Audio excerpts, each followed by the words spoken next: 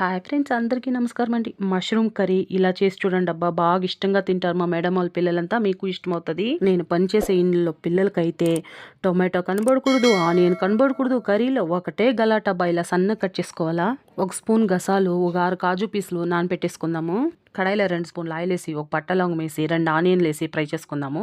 కస్తూరి మేతి ఒక 1/4 స్పూన్ వేసి ఫ్రై చేసుకుందాం. మనం నానబెట్టుకోండేది వాటర్ ఎత్తేసి 2 టమాటా వేసి బాగా మెత్తగా ప్యూరీ చేసుకుందాము. ఆనియన్ ఫ్రై అయినాక అల్లం వెల్లుల్లి పేస్ట్ ఒక 1/2 స్పూన్ వేసి ఫ్రై చేసుకుందాము. ఒక 1/4 స్పూన్ పసుపు, ఒక స్పూన్ కారం పొడి, ఒక స్పూన్ ధనియాల పొడి, 1/2 స్పూన్ గరం మసాలా వేసి ప్యూరీ చేసుకోండి. మసాలా వేసి బాగా ఇలా వాటర్ కొంచెం పోసుకొని ఫ్రై చేసుకుందాము. ఒక స్పూన్ సాల్ట్ వేసుకుందాము.